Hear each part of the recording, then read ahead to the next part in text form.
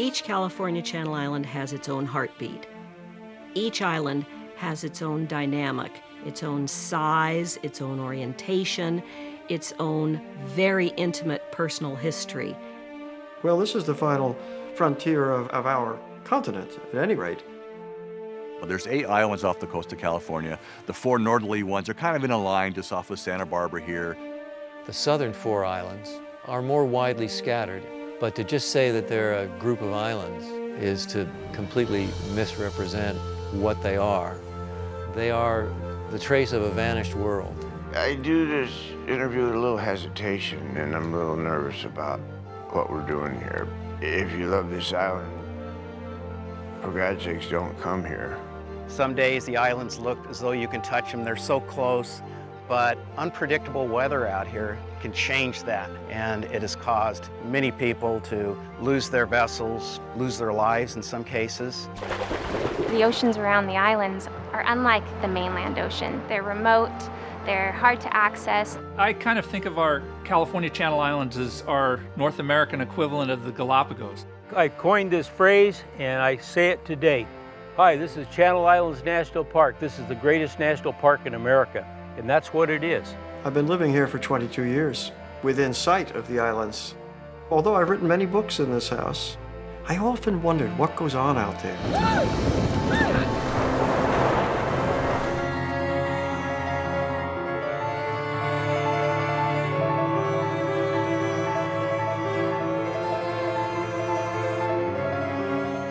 What does it all mean? It's the history of our species, you know. We're studying human behavior at different time periods and the different challenges that human beings faced in the past. When people look across the horizon and see the Channel Islands, they are nothing other than a silhouette out on the ocean. But once one has stepped on just one island, you can never look at the island with the same eyes again. I would love to be able to tell a story fully in my language, but unfortunately, my great-grandfather told my father, "Why do you need to learn the language? There's nobody left. Who are you going to talk to?" So I start with Sahipaka, once upon a time.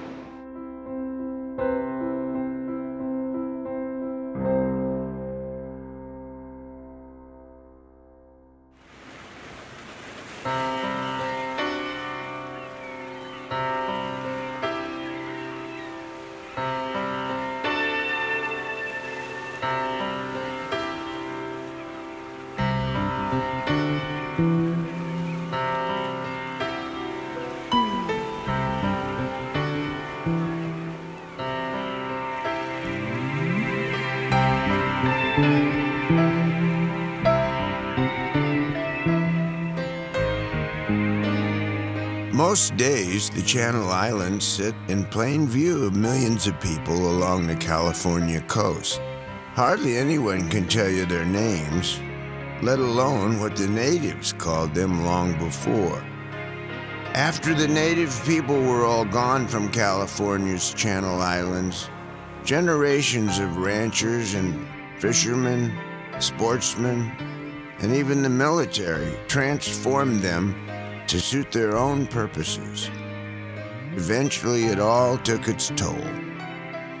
And then some people who loved these islands looked around and realized what had happened to them. And they asked, what had they been like before? And what could they become again?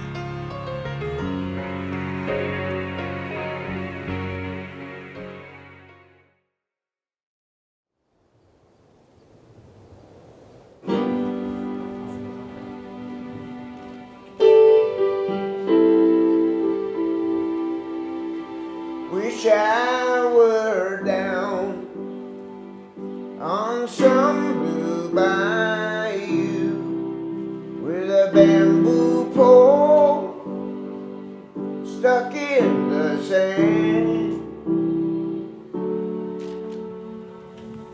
But the road I'm on don't seem to go. Early in the game, I decided this was a wonderful place, and I would do everything in my power to keep it like it is. which I enjoy. There are powers that be that are much greater than me. But I kind of promised Dr. Stanton that I would try and have his back after he was gone. And I'm doing pretty good. I just dream and keep on being the way I am. This is the island of Santa Cruz. It lies in the Pacific, only a few miles from one of the most densely populated areas in the United States. Its 62,000 acres of peaks and valleys stretch for 21 miles, making it the largest of the 8 Channel Islands. Santa Cruz Island is said to have received its name in 1769 during the expedition of Gaspar de Portola. The Spanish sailed out to the island, and after a ritual exchange of gifts with the Chumash elders, it was discovered that they had left behind a wooden staff topped by an iron cross. For the Chumash, iron was highly prized. Nevertheless, they rowed out in their tomals the next day to return the staff. This so impressed the Spanish that they decided that this would be a good name for the island of the Holy Cross. My great-grandfather, Justinian Kerr, as a director of the French Savings Bank, became interested in one of their chief investments, the Santa Cruz Island Company. Justinian Kerr visited Santa Cruz Island for the first time and was so struck by the possibilities that he began a 20-year building program to create his vision of a California ranch that would combine sheep, wool, cattle, and wine. At the top of his wine production, he had over 200 acres planted here on the island. The biggest year of production was 95,000 gallons. Perhaps the capstone was a small family chapel located in a corner of the vineyard. The pastoral community blossomed quietly for a time, then fell victim to a rapidly changing world, which included the noble experiment, prohibition, and the Depression. In the years immediately following Justinian Kerr's death, his children tried to carry on the successful enterprise. As the siblings worked together, they uncovered certain differences they had. The litigation lasted 20 years. And the costs that they had to bear because of the litigation required that they put it up for sale. It took them 5 years to find a buyer, and they finally found one, the Los Angeles oil man and industrialist Edwin Stanton. Well, when Stanton took over in 1937, one of the first things he decided was that he didn't want to be in the wine business. And he ended up draining the vats. He said that was a tough day for the workers to see the wine drain down the road. I had just graduated from UCSB in anthropology, and my major professor asked me to participate in an archaeological dig. I was down at the ranch, and this diminutive man came walking out of his office, and he said, "You, there, come here, come in, sit." And I thought, oh my, that's the man who owns the island. That's Kerry Stanton. And there's quite a mythology about him. He was very standoffish. You know, he ran this island like a little kingdom. I always got along with Kerry. I was well aware that he was pretty volatile. Well, Kerry Stanton was one of the greatest characters I've ever met. He was the Damon Runyon character, if you wanted to make an application. He was meticulously Victorian, very proper, and attention to detail. Whoa, just straight across. He told me he had a collection of rare books and art, and I said, may I catalog it for you? That worked into my becoming his personal assistant for the next 17 years. He was graduated from Stanford. He was a medical doctor, a pathologist. He dealt with the dead, not the living. When was it that you decided to give up an active participation in medicine and make your life on this island? I returned here in 1957. I am the only surviving child of my parents. He was the second son born to Edwin and Evelyn Stanton, and his older brother was killed in World War II. And it was, in fact, his older brother who was expected to be the heir to the island. It was my son, the rancher, my son, the doctor. Well, the doctor ended up inheriting the island. And I felt it was very important that someone be here to take care of the island, protect the island, and also, I must say, I am very fond of the life. I love living on the island. It wasn't, here's this big island that I own. He was a hands-on, even though he was the last person you would mistake for a cattle rancher. So Cary transferred his knowledge of medicine to doctoring the cattle, was at all of the roundups. He administered all of the orders for the branding and the ear marking. You didn't dare tell him you were going to go on a trip someplace and you needed to have some kind of a vaccination, because the next minute he'd be right there with his needle in his hand saying, bend over and drop your trousers. Legend has it he was quite the eccentric. Threw fabulous parties out on the islands. There have been quite a few guests that would come out and have dinner at the ranch. Joe Walsh was one of them. Richard Diebenkorn, one of the most famous California artists. My father and Cary met at a fraternity at Stanford University in the early 1940s, and I think became friends right away and were then lifelong friends. Then there was this serendipity. Cary Stanton, on the one hand, had this unbelievable, extraordinary island, and my father turned out to have quite a remarkable career as an artist and a painter. The tradition that he was in was pretty much that the individual painting or drawing was a standalone thing in and of itself. And this is not true of the works on the island. They form a body of work that document a friendship.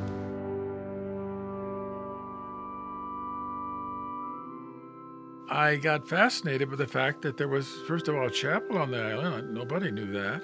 So I wrote a letter and I asked him, could I come out sometime to the island and say Mass in the chapel? And there was no answer. Stanton was a little put off in the initial approach. The lady knocked on the door during one of the classes. She says, there's a man on the phone who has to talk to you right now. And I said, good morning. Father Weber speaking. Stanton here. I'm going to ask you a question, Father. What do you want to say Mass on my island for? After about 10 minutes, he said, all right, you can come out on the island.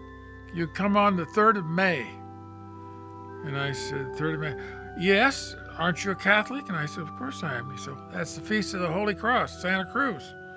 You can come out on the 3rd of May. I didn't even say goodbye, I slammed up the phone. The conversation was finished. If you've been out there by plane, you land on a fire break going up the side of a mountain. Sitting in a Jeep, over the side was Cary Stanton. We introduced ourselves. Immediately, our chemistry was very close. We just sort of, I think, at least I did, I thought I'm going to like this guy with all of his foibles, and he had foibles. Those older days and genteel ways were preserved by Stanton in his island seclusion. 8:15 or so, he would ring the bell. The maid or butler would come in, and he told me, Marla, when you're on an island, it could be so easy to become a slob. He always dressed for dinner, and every Sunday he devoted 4 hours to winding his clocks. He would walk around the house with the radio beeping Greenwich time, and he lived in an atmosphere of ticking, chiming clocks. One of my friends owned a music store in Santa Barbara. My friend's girlfriend was Marla. And I invited Joe to come to Santa Cruz Island with me. And I introduced them to Cary Stanton. When I first met Joe, he was still heavily involved in kind of the wild, crazy rock and roll world, altered states of mind and drinking and whatever. And I warned Joe, no crazy rock and roll hippie clothes, that he had to be on good behavior. There was a testing period. If he didn't have any use for somebody, they didn't get invited to the island. And so I had to try out to see if I passed the island test. And I should add that this was coat and tie, dress for dinner. I was expected to wear stockings, heels, and a dress on this remote, rugged island west of the West. Then after dinner, back in here for a half hour of pleasant chatting, and then lights out. And by 9:30, the island went dark, and everybody was in bed because, unbeknownst to me, we got up at 5. He threw Barry Goldwater off the island, so I did pretty good. I got to stay the evening. Who knows why people clicked? I think Carrie was fascinated with the fact that this man was a famous musician. Carrie only knew about the opera and the theater. And over a period of time, I got to know him and the way he did things. And he and Henry Duffield, who were the ranch manager, felt comfortable around me, and I got invited back a lot and was kind of carefully taught stuff about the island and how it was run and what it likes. Well, I think it's a beautiful place, and I've always been interested in land management and improving land all the time and preserving it as it is. He wanted to do one thing in life, and he did it very well. He wanted to preserve the island in the way it was when he took it over. The beaches are the dirtiest place on this island.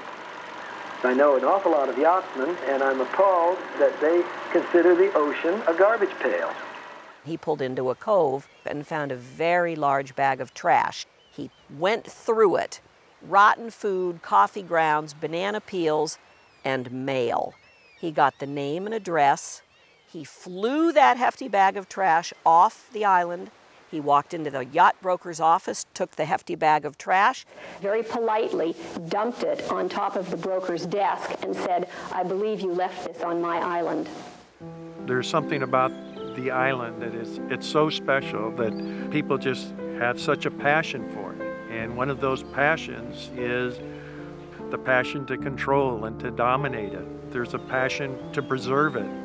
Dr. Stanton at one point started to think about life after Dr. Stanton and what would happen to Santa Cruz Island. He turned down a number of very lucrative offers to turn the island into a Disneyland or something like that. The oil companies offered him a blank check. A blank check, I mean, fill in the amount. We don't care. And he said, nah, I'd rather have the island. He wanted it not to change. In the mid-1970s, Carrie Stanton approached the Nature Conservancy to purchase and to protect Santa Cruz Island. Well, it's a very complicated agreement, but assuming that the Conservancy raises the money to exercise its option, they will take title to approximately 12,000 acres on the north side of the island and have a conservation easement over the remainder of this ranch. When I found that's what he wanted to do, I arranged for the Eagles to do a benefit concert, and a bunch of donors matched that, and it was a sizable amount of money, much to the donors' dismay. Joe invited Carrie to a concert at the Forum, and his worst fears were realized as 17,000 people started stomping their feet. He really thought he was going to die. And it was just a regular concert. The guy next to him handed him a big joint, and it was so loud he had Kleenex sticking out of his ears, so he looked like a madman. After all of the encores, the car doors were opened. We got in. Several girls broke through the tape, got onto the hood of the car, lifted their shirts, pressed their naked bodies against the windshield, and Joe, he sank down and he looked over at Carrie and he said, "I'm sorry." And Carrie said, "This is your world?" He told that story from then on. About the night he almost died at an Eagles concert. So I guess he liked it.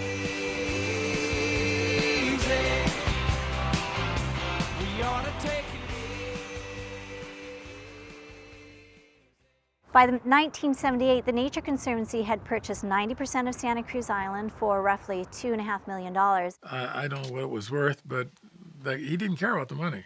He wanted to preserve the island. It's particularly rewarding to see little children come out here who've never been to a place like this, and they find out that it isn't all paving and making money. There's a whole lot of stuff that that is already here, that I guess you could say God gave us, that's very easy to destroy, but somewhat more difficult to keep.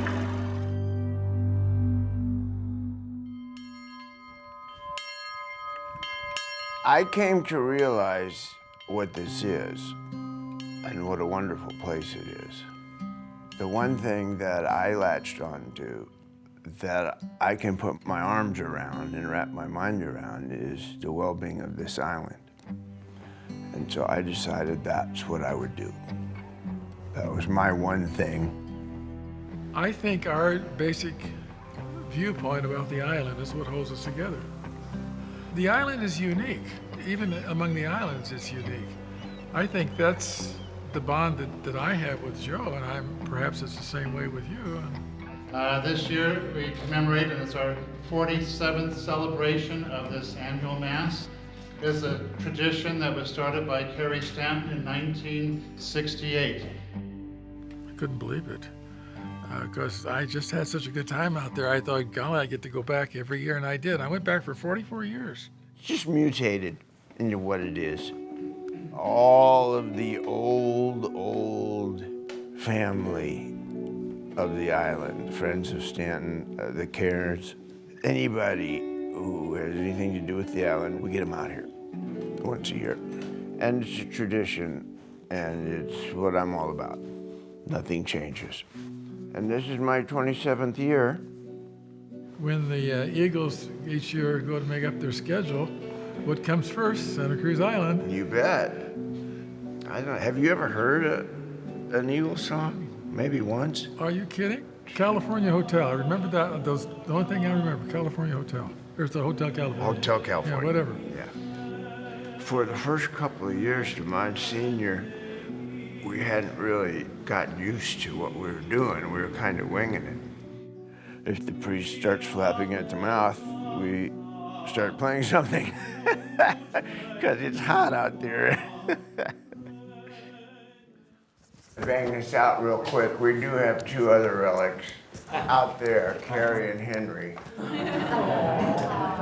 I used to play for them in the living room, and I would pour my heart out to them, and Henry would say, "Play something we like." It's one of my main things, spiritually.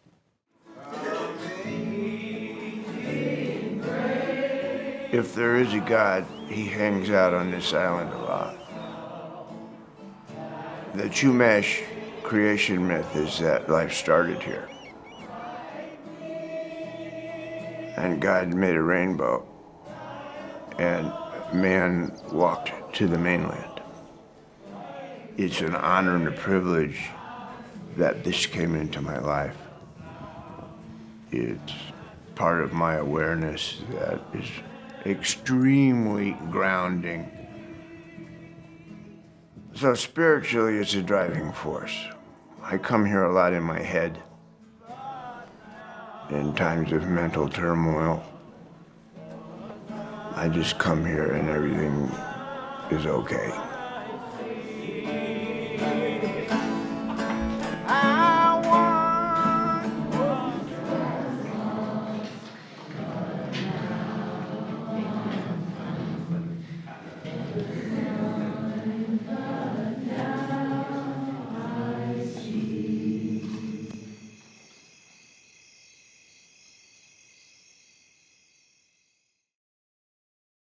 Well, it's an interesting story because we found it not looking for it, like sometimes happens. A few years ago, we were working on San Nicolas Island, explicitly looking for really ancient sites, 10,000, 12,000-year-old sites.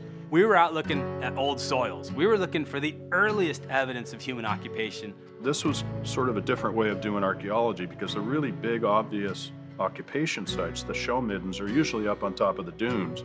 And we weren't worried about those. So we're following these soils and we divvy it up. We don't all want to survey the exact same area. I shot up a canyon and went towards the inland. I was walking along the edge of the sea cliff and I looked down and I saw a whale rib protruding from the sea cliff. And I see John, and John has this smirk on his face, and he's doing one of these with his fingers for me to come where he is. And I go, oh no, what did he find now?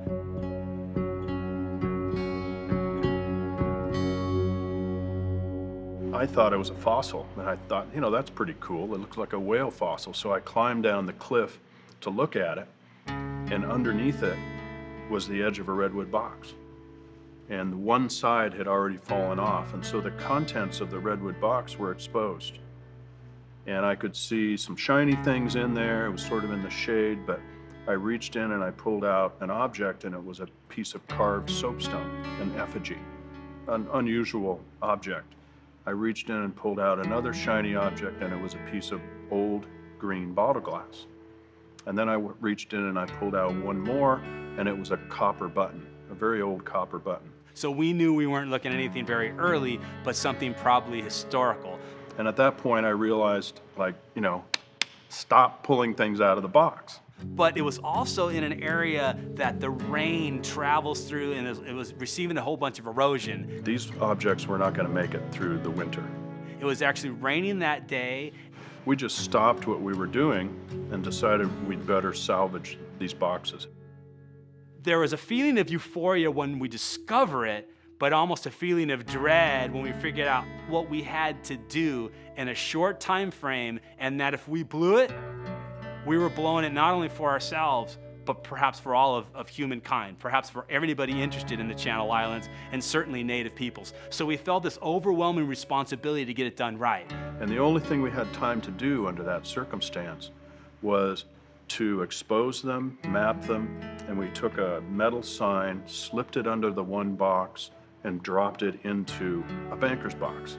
We decided only to extract them whole and then take them back to the laboratory for further excavation. We were extraordinarily excited. You have to understand that I'm Norwegian mostly, and my granddad's name was Old Stoneface, so we're not as emotional as some people. So I wasn't jumping up and down or screaming, but we were very excited. Even in the field, we had some sense of the magnitude of the discovery, but the true magnitude only emerged in the lab. I wasn't there for the removal of the boxes from the cliff faces, but I was really lucky to be there as the tops were being lifted off of the boxes. During the excavations, this was a constant feeling of euphoria because every time I moved soil off, an incredible discovery was found. The mood was tense and very, very exciting because it seemed like one thing kept popping out after another. I mean, I was able to excavate a jewelry box. Oh gosh. Oh God. I was able to excavate these ornately carved fish hooks. There was an abalone shell with tons of jewelry. Multiple times where I would just lean back in disbelief of what we were doing. We were in constant state of surprise and shock that there was more stuff, and it was even more interesting than the last thing we found. There were glass beads, glass arrowheads. A bunch of the points that are in the redwood box cache are made from the curve of these kinds of bottles. One of the pieces has a side seam and a general shape that puts it as a Hamilton mineral water bottle, which only began being produced by about 1809. We had whistles, we had knives that were still hafted with redwood handles, we had brass buttons, we had all kinds of things. We knew that we were touching and taking things out that somebody had painstakingly put in there, something that somebody had made and placed in the box and gone to a lot of trouble to hide away. So there was a mix of historic objects and Native American Nicoleño objects. There was a bone harpoon, and it's a distinctive type of harpoon that's known as a toggling harpoon, and it is not a Nicoleño toggling harpoon. Since I've worked in Alaska, I know a lot about Alaskan hunting technologies. It was very clearly from Alaska, one of the coastal tribes, and that was an extraordinary moment for me. I had this link from working in Alaska and the Channel Islands. We've known for years that Aleuts and Koniag peoples were brought down by the Russians to hunt sea otters. So what we would expect Southern California, Los Angeles, and the Channel Islands to be during the late 1800s, people from all over the world coming together for economy, for society, and so on. In the early days of archaeology or antiquarianism, there were several of these toggling harpoons picked up, and they're now in museum collections. But not one of them had ever come from a known site. And here we had, in boxes, Russian artifacts with European goods and Nicoleño material. So that was, truly one of those very rare moments of discovery that I can count maybe on one hand that have happened in my career. So now the big question is, who stashed these redwood boxes so long ago? Well, if you just look at the stuff in the boxes themselves, there was a pipe with a wad of tobacco that was smoked in the pipe. There were basic implements for hunting. 200 plus artifacts. We think it's quite probable that those were cash boxes that were being stored and hidden, basically. If you just look at those things, then maybe you could think a hunter, a relic collector many years ago, put it in there. But when we found those baskets, we know that only a native Nicoleño can make those things. We knew that the person who made those grew up on San Nicolas Island, knew how to work with seagrass cordage, knew how to twine it in such a way and then take asphaltum to make it watertight. That was a very, very difficult thing to do. We think that the assortment of goods represents a time period probably when this individual was born. Who was born in the early 1800s? Juana Maria. Juana Maria is always in our thoughts when we're doing any type of excavation on the island at all, and especially in this case, Juana Maria, the lone woman of San Nicolas Island, or the person that was chronicled as Karana in Island of the Blue Dolphins. A person that over 100 years ago was talked about all across the world because she lived alone on San Nicolas Island for 18 years. When she was really discovered by Nidover, she had cached materials around the island. You would do that too if you lived alone. You would have a place in the northwest coast where you had tools and implements and water. That's how you could survive alone. I definitely think that Juana Maria could have been the one to collect all of these items. Things that were needed, things that were her artistry, things that kind of encompassed your life as a whole. Did she smoke tobacco frequently? Or was that tobacco left merely as an offering? There were whistles there. Were these whistles for hunting, or did she play music to keep herself occupied? There was a feeling of, this is my life, all in this box, and I need to keep it safe. And so in that sense, it's not so much of a sadness, but more of a survival and a struggle, and also a deep caring for the items that you're making and you're storing for later. For somebody who is passionate about understanding the native past, this story is one of great emotion. The further we went in those 2 days of excavation, the more and more me personally, and I'm sure the other people that were in the room, could feel her presence increasing as we went. This story is very sad, obviously. But when Nidover first surrounded her in the original accounts, what's great about it is it makes our work alive. Because it talks about her, what she carried. It talks about a basket she had. It talks about her making a water bottle. We found all these things in the archaeological record. So it brings all of this 20 years or more of painstaking, meticulous archaeological work, and it becomes real when we can see it manifested into the story of perhaps the most famous Southern California native person.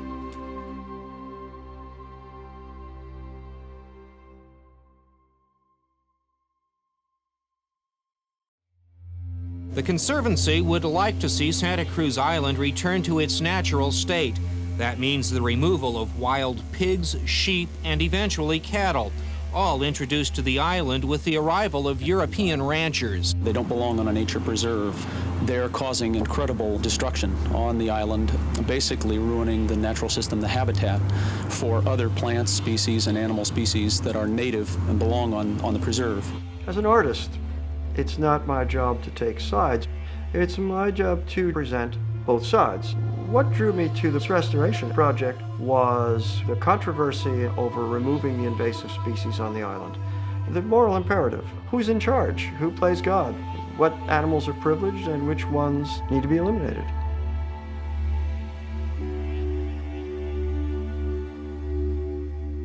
For When the Killing's Done, my first novel about the Channel Islands, it was obviously the idea of the rat savior, the animal activist who went out to Anacapa Island just after the Park Service was going to bomb the island with their rat poison. and threw vitamin K all over the island as the antidote to protect the rats. The antagonist of that book, Dave LaJoy, is, by any accounts, an obnoxious human being.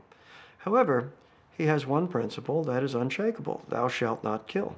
It illustrates the problems with regard to what is an invasive species and what is not. For instance, those rats, which came from the wreck of the Winfield Scott paddle steamer, they constitute a distinct subspecies that is inbred for 150 years. Now, should they be eliminated or should they be preserved?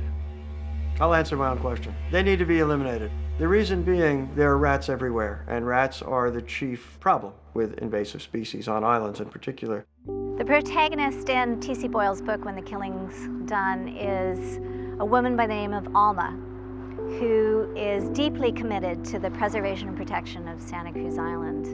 And in a lot of ways, Alma and I share that deep commitment.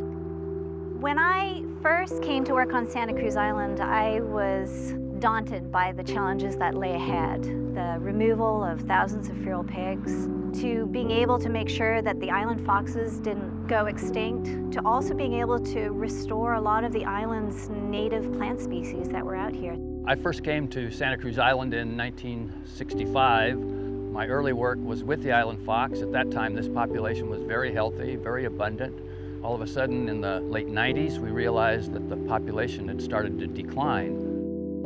Bald eagles disappeared from the Channel Islands starting in about the late 1940s as DDT was produced in the U.S. It cycled into the marine environment and moved up the food chain, and it basically inhibited the ability of the birds to lay down adequate calcium on their eggs, and it caused reproductive failure in their populations because they would crush their eggs when they'd sit on them. And by the late 1950s, early 1960s, they were all gone from the Channel Islands. Feral pigs not only had a devastating impact on the ancient Chumash archaeological sites here on the island, but they also created widespread erosion and proliferated the growth of invasive weeds. They also enabled the establishment and colonization of another non-native species on Santa Cruz Island, and that was the golden eagle. Baby pigs, baby sheep were perfect prey for these eagles. These island foxes were literally the top dog. The foxes, because they're out in the daytime, they rely on plant fruits and insects a lot, so they don't have to constrain their activities to nighttime. These foxes never saw them coming, and the golden eagles picked them off like popcorn. Anytime you do ecological restoration, people take sides and they think you're picking good species over bad species. We were trying to keep the pieces of the Channel Islands, those things that were native to the Channel Islands, from disappearing. And if you value the natural resources that evolved on this island, then sometimes you have to take different measures to save them. And what we did, we implemented a multifaceted restoration program that focused on saving the island fox, that focused on restoring the native habitats, involved taking a handful of foxes and bred them in captivity. We live captured golden eagles. We did all kinds of crazy things to try and do that. The golden eagle's a great example. There was a way to capture golden eagles and relocate them into places in California. The pig was not an easy task. There's nothing pleasant about having to kill or remove animals. With the pigs, the controversy was they had to be shot in place and left there to rot. The reason being, God knows what sort of diseases they might have germinated within them that could come and just devastate the hogs of America on the mainland. We contracted with a team of about 15 conservation professionals from New Zealand. When I first got to Santa Cruz, just everywhere you looked, there was pigs, basically. And I thought, how the hell are we ever going to do this? But realistically, what it was taking Santa Cruz, which is, 62,000 acres, dividing it into day-sized chunks. The pig hunters were very professional in their approach to removing pigs, and very methodical and strategic. What bothered me was the manner in which they proposed to kill off the pigs. There may be other options that were more humane. In terms of practicality of actually doing the pig eradication, it was actually extremely challenging. I think the only thing that made it work was us having a helicopter there. I think if you tried to do that on the ground, we'd still be there. They were going to be shooting the pigs from helicopters used dogs trained to track down the pigs and piglets. It sounded like Armageddon. There was a very small but very vocal opposition. I made the front page of the Santa Barbara News Press and the Hall of Shame. And that's when the government rose up to really protest against the protest. And we didn't like that, so we went to war. So although people would say you were eradicating the pig or you were killing the pigs, I would like to say is no, we were actually saving the fox. There were numerous lawsuits. We had standing to sue the federal government in federal district court, which is exactly what we did. We had our tires slashed. We received hate mail and death threats. Getting the project done was really critical to a way bigger project, the restoration of Santa Cruz Island. They reacted much more quickly than anybody imagined they could. I guess the government can move quickly at times. And I think that's why they sort of bent over backwards to make sure that we weren't interrupted and we could do what we were good at doing and they could do what they were good at doing as well. And the court concluded, rightly so, that it was a moot issue because it was already done. In 1980, we began restoring bald eagles to Catalina Island. We had our first breeding in about 1987, but the eggs broke in the nest. We managed to get into the nest and get some of the egg remains and found that they had very high levels of DDE. So beginning in 1989, we actually started removing all the eggs from the nest as soon as they were laid. We'd replace them with artificial eggs, which the adults would continue to incubate, and we would take the other eggs up to the San Francisco Zoo. They'd try to hatch them, and then we would bring chicks back down and just foster them into the nest and let the adults raise them that way.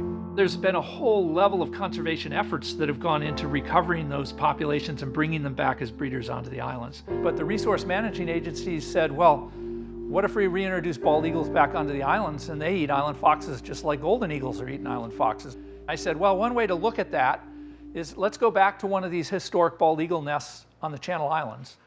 We had 10 island fox bones out of 10,000 faunal elements. So what did that tell us? You don't have to worry if you're going to reintroduce bald eagles back onto the islands, they're not going to be killing island fox. The public response to our restoration work is incredible. We've managed to set live webcams on some of our nests. We've got a huge following of people that will watch these nests throughout the day.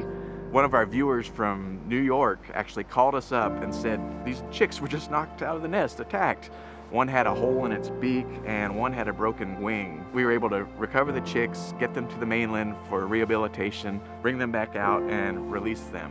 My wife and I were privileged to be there when the first 2 eagle chicks hatched on the island were released. Chicks, these things have claws the size of your hands, and it is a mighty impressive and wonderful thing. And now we have about a dozen adult pairs on the northern Channel Islands. Most of those are successfully producing chicks on their own. This is Cochise Prietos Beach, and it's one of my favorite beaches. You can see these little fox footprints here, and they lead up to these weed lines where they'll find some crabs, which is so fun for me to see because when I first started coming out to the island, there were no foxes here. It's just really amazing, really right in your face, obvious that you can see things have happened for the good. Plants are coming back, the island foxes are alive and well. It's nice now that all has been said and done that I can point to what I think is a good result, if you will. It was the methodology that really bothered me. Some of the people who were opposed to what we were doing many years ago, I've spent a little bit of time with them out here on the island and being able to share with them some of the things that we're seeing now. A lot of the native plants, the native bunch grasses, the oak seedlings, the spring flowers that are coming up. I think that's really helped to bring some people around. You know, once in a while, biologists start playing God and manipulating things, and this is a case where our manipulations have seemed to work out very well. And I'm also very proud to say that some of those people who questioned us in the past, they've come back to us and said, you did achieve what you said you were going to do, and thank you for doing it. About a year after the mission was accomplished, Mr. Gallipo called me and asked me to come down and visit. I thought that was a really nice way to say that when all was said and done, that we were both trying to accomplish the same thing. The islands are a treasure and need to be preserved in some way, shape, or form. This restoration effort was a kind of miracle. In fact, it worked. Removed the invasive species, We introduce the natives, all is well.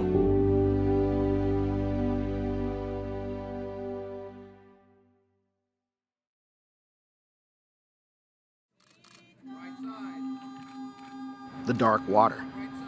It is an amazing journey. Seeing our children, seeing my children. My youngest daughter will be a paddler in dark water. This is her first time as the first paddler out. And so to do that at night, it's an amazing thing. It's a very proud moment for me. And I just am trying to make sure every scenario is taken care of. Paddles up. On you, Eva. On the right. Going. Get off that ball. Most of these times on journeys, when we cross, we usually have the bioluminescent effect. And so when your paddle hits the water, it explodes with light. So each time all your paddles hit the water, that whole side of the boat lights up. And any sea animal that's in the water that's wanting to see what you're like, they go shooting by and you see it light up in the water. You hear stuff splash out of the water, big stuff splash out of the water at night. Keep paddling. And our journey is one that really helps us as a community, as a tribal group, remember who we are and remember our ancestors. It's the most dangerous time, it's the most spiritual time.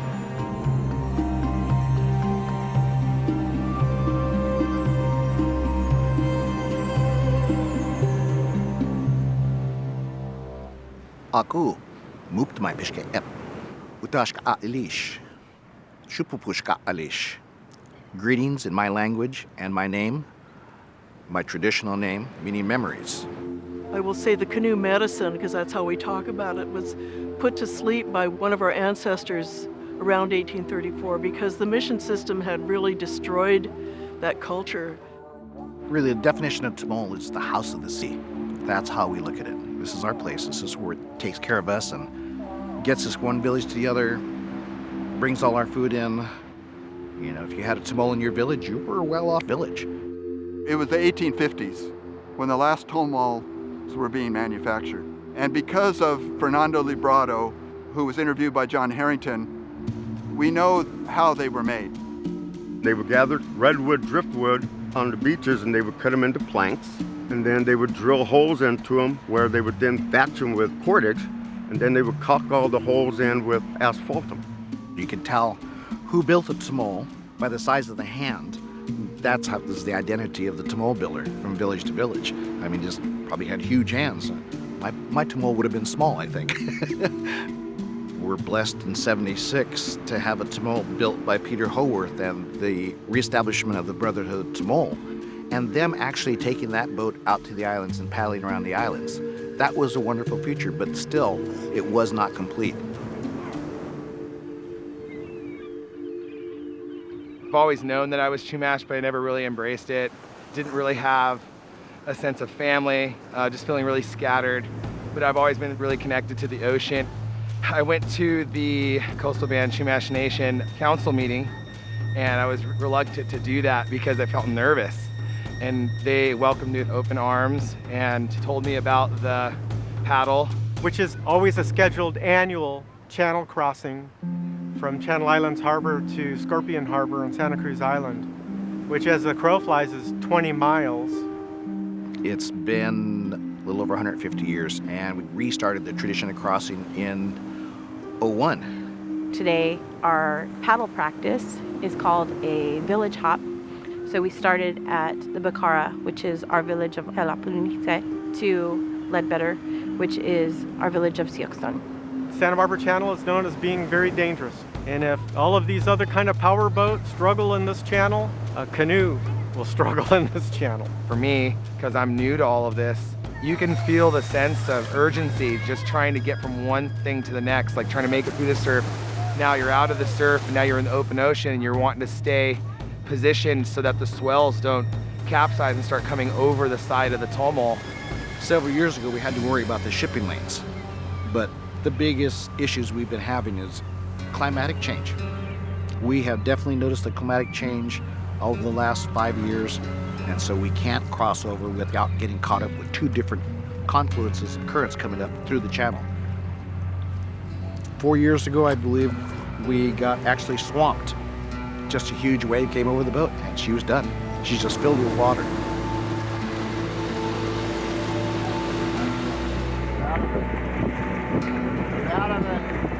Again, a valuable lesson we learned: she doesn't sink. So yeah, that's why the training. The paddles up! Paddles up! Keep going! Come on!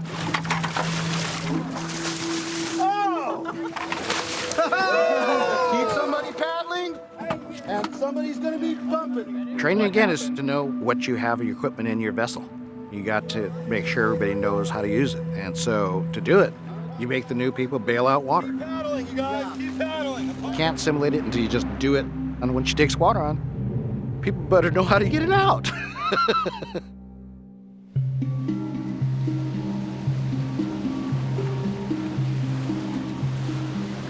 I took a little bit of a nap there on the ground for a while and got some rest. It's been a long night. I'm really looking forward to it. I'm going to paddle with my son.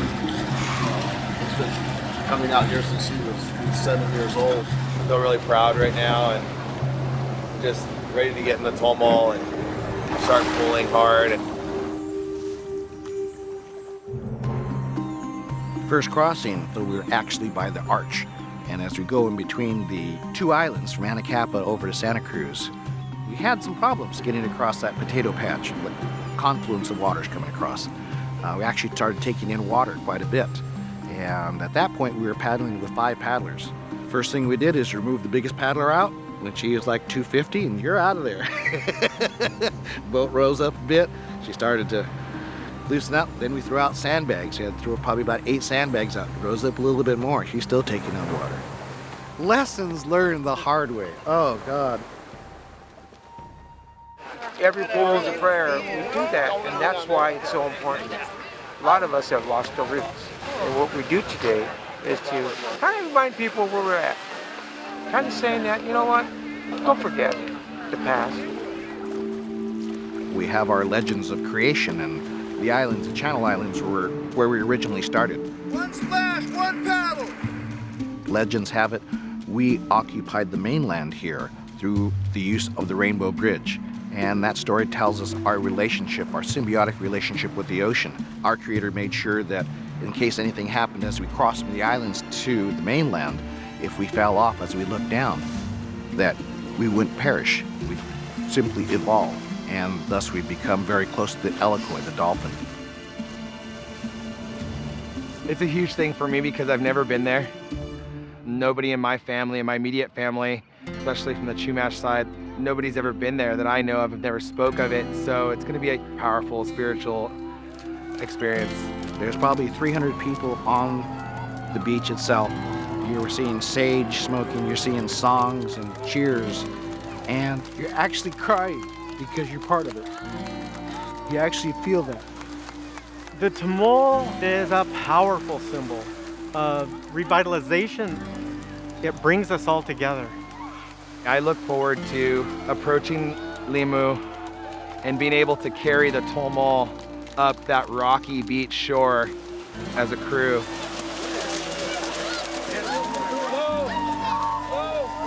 It's so much more than what I thought it would be, more than I could ever imagine, more than I was prepared for. It helps us teach our kids about the ocean, our connection to the ocean, our connection to the islands. Life-changing. Wasn't what I expected, but it was everything that I needed. This is the most family I've ever had. Really grateful. Empty on the inside. It's being filled. I only paddle as hard as I do because I want him to know how much he means to me and how much he's taught me too. And I hope it shows. This journey's been done for a long time. There's no deviation from it. It's been going on for a long time, and that's the only way I can express that. Because I wasn't the first one, I'm just following footsteps. I'm just fortunate to be able to tell you this is how these footsteps go.